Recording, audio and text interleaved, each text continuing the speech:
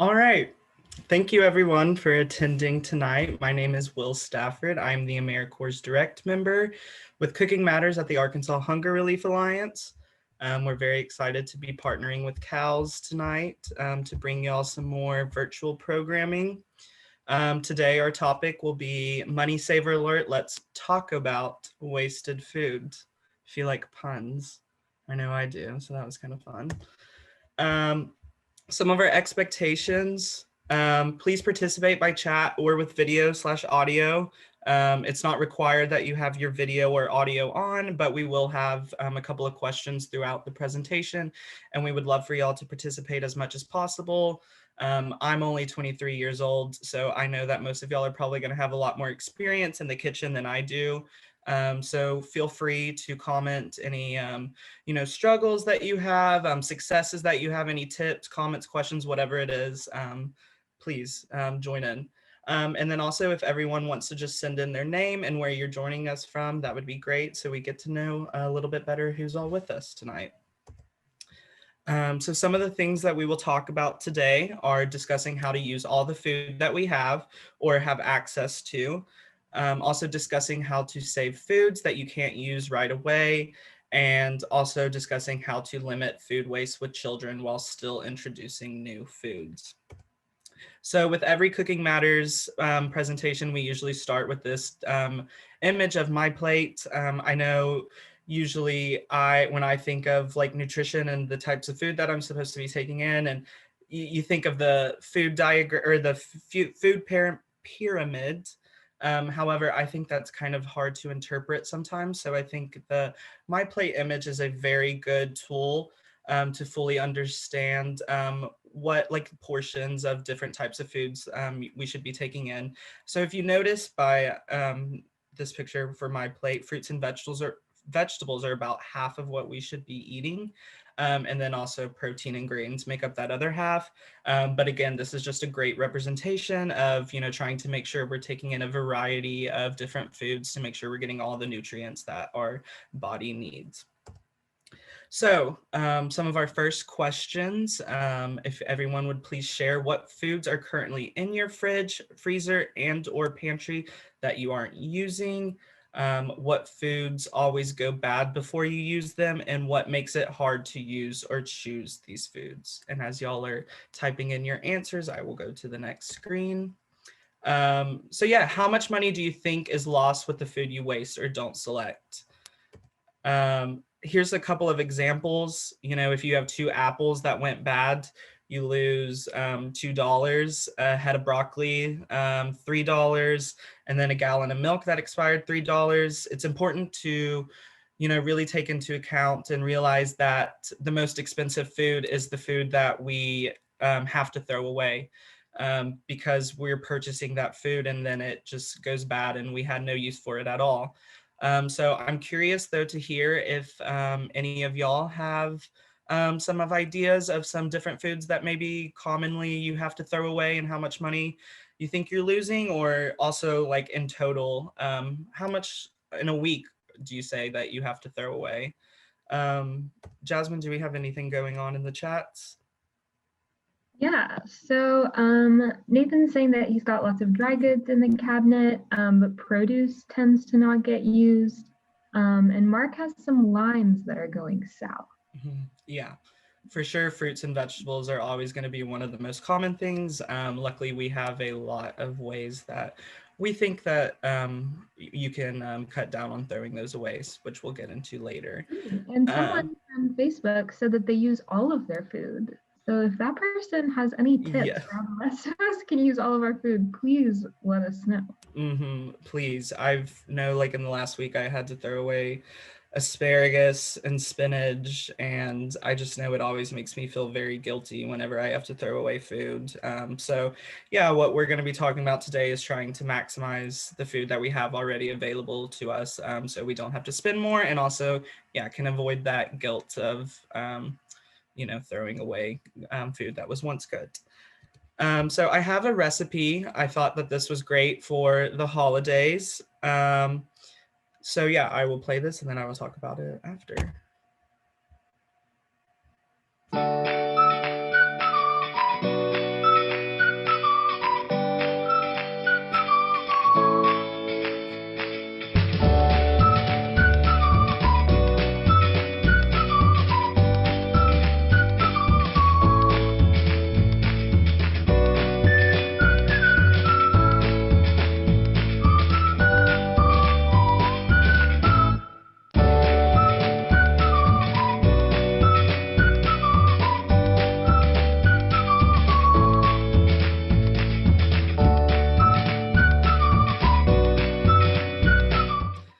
So I included this one because I just thought that it was a great recipe given this time of year.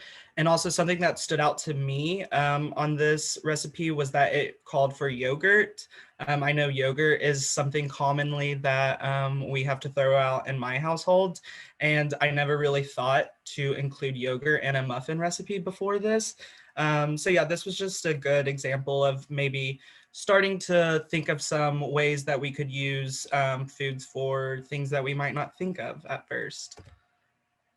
And now So ahead, Will, while Jasmine. you're figuring out how to move on to the next slide, Kristen chatted in and said that they often make banana muffins and bread with their overripe bananas. Awesome. Yes, the other week, my mom, all of our bananas were going bad, so we put all of them in the freezer. But I think they're still there, and we need to do something with that. Maybe for Thanksgiving, we'll make some banana bread. But thank you for sharing. And so, yeah, kind of piggybacking off of that with recipes and stuff, it's, don't be discouraged to change a recipe just because you don't have something or whatever. We can make changes to recipes based on food that we already have. Also, something to keep into account are what kind of fruits or vegetables might be in season. Whatever your family prefers, ingredients on sale, the amount of time you have to cook, and then healthier cooking methods. But I think in particular with this conversation that we're having today, really what you already have on hand. What I've started trying to do is trying to make food based on what I already have at my house, rather than going and searching for a recipe and then being like, oh, I need to go purchase all these different ingredients, rather than, seeing what I have in my pantry and trying to form a meal around that, and trying to save money. Also, reducing on the amount of food that you're purchasing, because, there's some foods that we have in my house that have been there for a long time, and have gone untouched for a while. And it's important to just, kind of taking inventory and see what you already have. And that can also make it easier for grocery shopping too. Jasmine, go ahead. Kristen mentioned in the chat that some of their favorite meals were created with items right before they go bad. And Mark mentioned Awesome. frozen bananas also make a great smoothie base. Yes, for sure. Thank you guys for sharing that. Um, and also going off of what I was talking about with using things that you might already have, casseroles are a great way to utilize some of those different ingredients. So I will try to send out all of these handouts that I have in this PowerPoint today, so y'all can use these as resources. I'll try to figure that out after the presentation once I get all y'all's emails, or I'll send them to Nathan or Mark and hopefully they can send them out. But so using recipe frameworks are a really great way of taking all the ingredients that you might already have at your house and creating a meal out of them. So with this page, it pretty much sets it up for you. You have your protein, your vegetables, your sauce, your whole grains and toppings. But also, I encourage not to, you don't have to follow this exactly. I think a lot about cooking is just trying things on your own and just having a fun time with it. Sometimes you're going to make things that aren't good, but it's always a good exercise to try something new. But casseroles, very good way. Also, like pasta is a great way to try to take some of the ingredients that you might already have to create a meal out of that. And then also, for instance, if there are some things on here that you don't like, or maybe someone in your family doesn't like, this is also a great resource of finding ways to make substitutions. And it breaks it down by if you're using a fruit or veggie raw versus cooked. You can see if something calls for like blueberries or blackberries, try adding cherries, bananas, or grapes, or stone fruit. And a stone fruit is something with like a pit in the middle. I didn't know that until, I don't know, not that long ago, actually. But yeah, so hopefully we will be able to get y'all this handout. Great resource. I would recommend like putting it on your refrigerator or something, and just keeping in mind that, yeah, you do not have to throw a recipe away just because you're missing one thing. Oftentimes a recipe might be better off for your family if you make a substitution because of dietary restrictions or allergies or whatever it might be, just, not liking it. That's a perfectly good reason. Will, this also helps me sometimes if I'm trying to replace something in a recipe because maybe I don't like the texture of the whatever it is. I look at this and I think, what could I sub it with? Like, let's say mushrooms. If I wanted to sub mushrooms because I hate the texture, I probably don't want to replace it with something that has the same texture, you know? So Yes, you can also use it for something like that. absolutely. Thank you, Jasmine, for that. I'm trying to think. I don't, texture for me, it's not a big thing, but yeah, I know for a lot of people it is. So thank you, Jasmine, for sharing that. And then also here's another question. Does anyone freeze food to avoid waste? And what do you freeze? I'm curious about this because the only thing we've ever frozen are those bananas that were going bad. But if any of y'all have any experiences with freezing your own food, please share. I'm curious to hear what you have frozen before. Jasmine? So, um, Nathan says lots of things, meat especially, soups after they're made, yes. We freeze, well, me, as in me, I'm talking about myself. We freeze a lot of bread. Mm-hmm. Sometimes we find bread on sale, we buy in bulk. Um, yep, Kristen also freezes bread. Very smart. Cheese Yeah. as well. I didn't know that you could freeze cheese and milk. You can I freeze. did not know that either. I learned about milk, I think, while I was actually going through this PowerPoint with one of the handouts. And yeah, but I guess it kind of makes sense. Ice cream, I don't know if that's anywhere related at all, but oh well. But yeah, so here are a couple of steps though, how to freeze your own fruits and vegetables.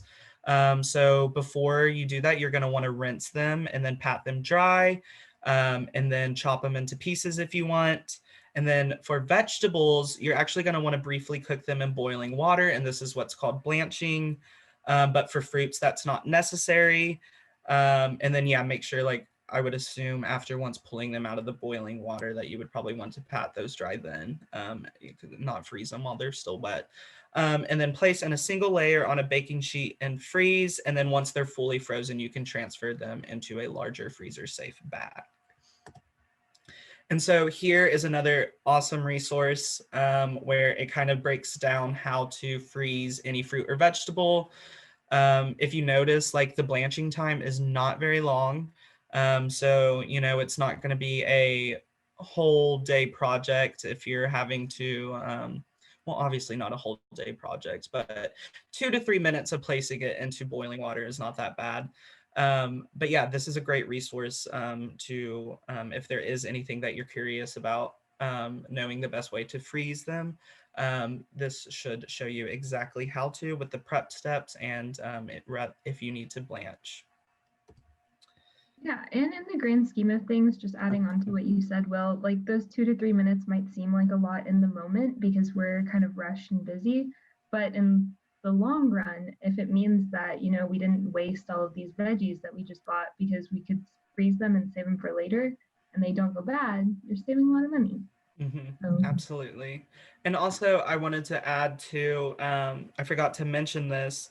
Yeah, so freezing is obviously a very effective way of saving food. Also, you can even make a large batch of food, rather on accident or on purpose, and then even freeze that to, create like meals that you can easily heat up throughout the week if there's maybe, a night where you have a lot going on and you don't want to sit there and cook a whole meal.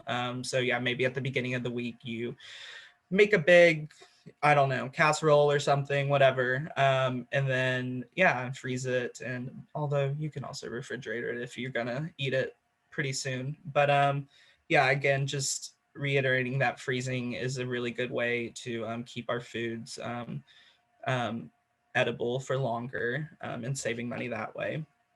And so here again is more examples of how to refrigerate and freeze other products. So with the freezing foods safely, it's actually better if you put it in the fridge first to let it cool down. That way it'll speed up the freezing process. And yeah, it helps retain the natural color, flavor, and texture of food. And yeah, freeze food in portions you will use at one time. So if they're like little meals or something, freeze them, where you can just pull something out and then heat that up, and that's your dinner, that's your lunch or whatever. And then also, yeah, it's important to seal the food tight to keep any moisture out. So using things like plastic wrap, freezer bags, or plastic containers. And yeah, labeling your package. That way when you bought it, when you froze it, and stuff like that. And also, I don't know, I was very surprised when I was reading through this and learned that cheese can be frozen for 6 to 12 months. And also, yeah, like poultry, chicken. Now I'm having a trouble locating it on my whole poultry. There it is. Yeah, 9 to 12 months frozen. So I don't know, just, yeah, I guess I never realized how long freezing foods can actually keep them good and edible. So yeah, this is another great resource to know how long you can store your food, whether it's in a refrigerator or a freezer. And so yeah, also some things about just storing your food. This is something that my family definitely needs to do, is bringing the older foods to the front of the fridge, because our older foods are definitely in the back and they just sit there. So that is something that I am probably going to try to do this week and reorganize our refrigerator. That way we're not forgetting about those foods and we are using them. Also freezing, yeah, bulk foods, and make sure you're separating certain produce items. And also this is also great information on how to freeze meat. When packaging meats for the freezer, the most important thing is to protect them from exposure to air. So kind of like what we were going off on the last slide, making sure they're sealed tight with plastic wrap or whatever. And then wrap a layer of aluminum foil around the meat and or seal it inside a Ziploc freezer bag. And Jasmine, do we have any chats? Yeah, so we've got Mark also mentioned that he freezes hatch grade chilies because they're only here once a year. Gotta do what you can. Yeah. Nathan says that milk is kind of hard to bring back from being frozen. So I don't know if anyone listening has any tips or if anyone has ever frozen milk before. Also mentioned that you can freeze pancakes, cookies. Someone else freezes cookie dough. Yeah. I'm not, I've never, yeah, like I said, I've never frozen milk either. So yeah, I am curious to hear if anyone has an idea on how to defrost milk if you have ever frozen it before. Because I would imagine that would be kind of hard to get the same texture and resemblance as before. But again, here is another great resource. This specifically with when purchasing different produce. I know, yeah, I always have a hard time of like between, I don't know, an apple and avocado, knowing what the right thing to look for is when you're actually in the store. Because a lot of times, maybe sometimes the reason why our produce goes bad is because we didn't pick one that was good from the beginning. So yeah, apples, buy firm apples without any bruises or spots. But yeah, just going through this and looking on how to purchase, and then also how to store them as well. Yeah, just, I don't know. I need to like print all of these out myself and bring them with me when I go grocery shopping the next time, because I never know exactly what I should be looking for while I'm in the grocery store. And then again, just some more examples. And so And then this is, more specific of certain produce that might last a little bit longer. Potatoes, sweet potatoes, cabbage, onions, carrots, squash, celery are the vegetables. Apples, oranges, and pears are the fruits. They won't go bad in a day or two. They usually can last a couple of weeks. So if you are trying to find some produce that might last a little bit longer, these are some great places to start. And then, yes, as it said, canned and frozen can also be great options, which that's also what I wanted to talk about, is that don't feel like you have to buy fresh ingredients in order to get the same nutritious value.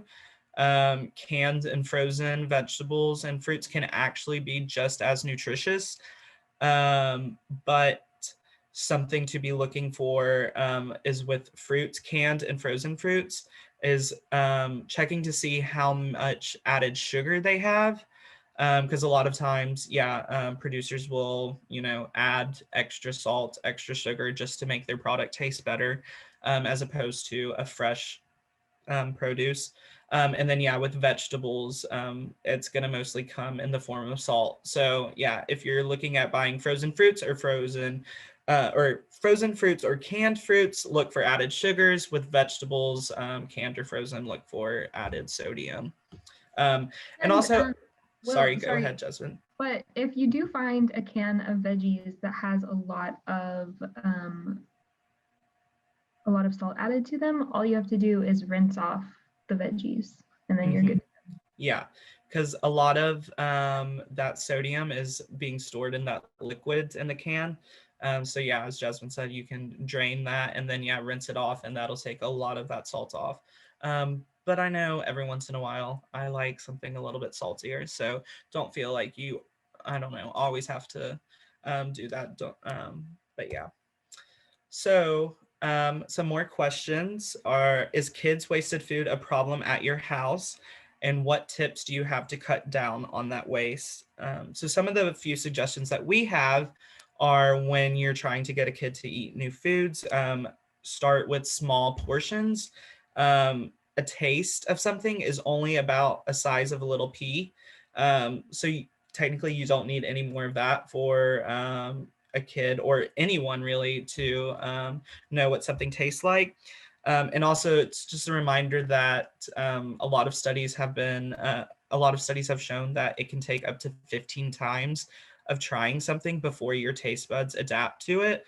So just always encouraging them to keep trying something, even if they don't like it.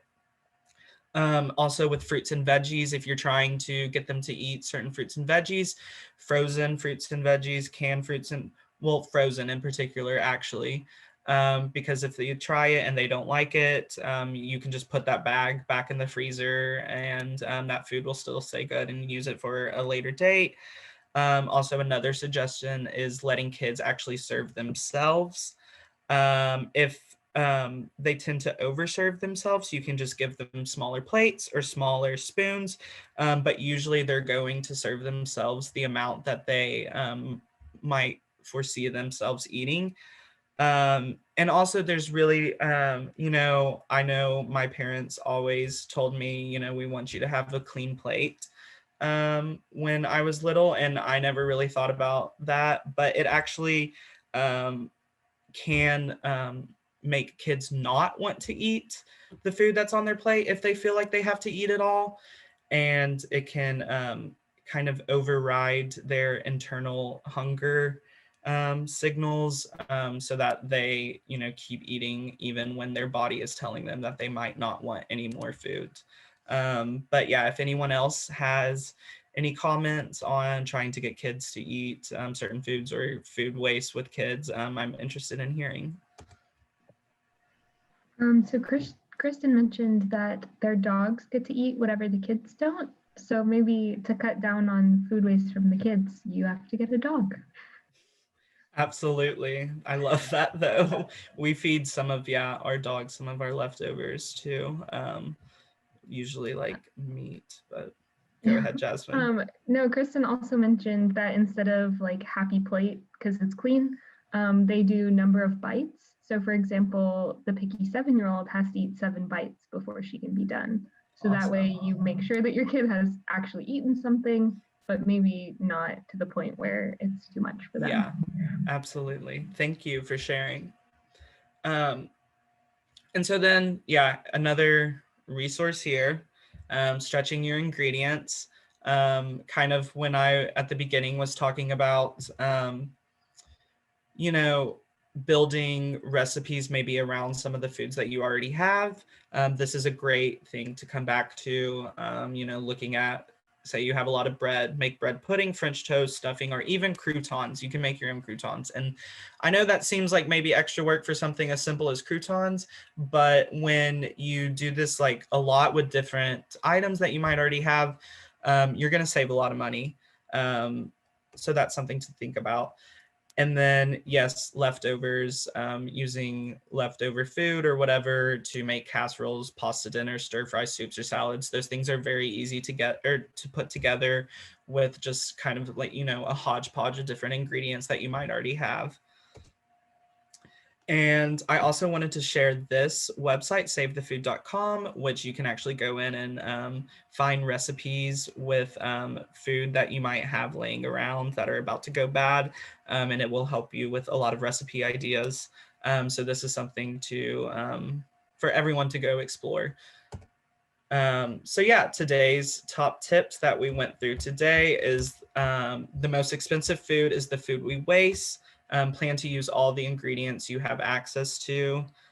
Use your freezer to save money by throwing less food away, and to reduce some of kids' food waste, let them serve themselves and only offer tastes of new foods. Some of our Cooking Matters resources, we have a Cooking Matters app. It is only available for Android users. So if you have an iPhone, you're not able to download this, but you can go to cookingmatters.org/recipes, and it'll have all the same information on there as the app.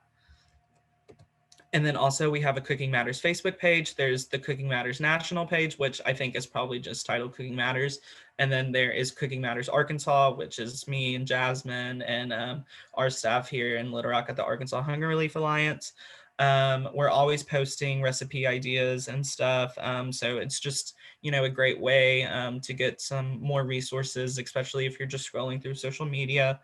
Who knows, a recipe might pop up and you're like, I want to make that this week. So please follow us if you have Facebook.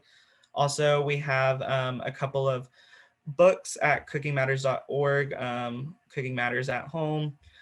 So yeah, these kind of offer ideas for how families can use what foods are available to create quick, family-friendly, low-cost meals. And I don't know if we're actually doing a survey for this. I think I might have had this left over from my previous presentation, so I apologize for that. But if we are sending you an email for a survey, look out for it. But I don't think we are. So, and then, yeah, if y'all have any questions, please reach out to our nutrition outreach manager, Alex, and here's his email address. And then Sam is our nutrition director, and there's her email address. And then, or if you want to reach out to me, my email is wstafford at arhungeralliance.org. But thank you, everyone. Well, before I end, Jasmine, are there any last chats lingering? Yeah, so Kristen wanted to make sure that everyone would be emailed a copy of the handouts and the tip sheets. We'll forward all of that stuff to Nathan. Hopefully we can get that out to you. Yeah, for sure. We would love to get y'all all of these because I know it's kind of hard to take that all in when we're going through this and looking at those pages. So yeah, we will hopefully send those out to you this week. But yeah, thank you everyone for joining. And I hope everyone had a good time and enjoy the rest of your night.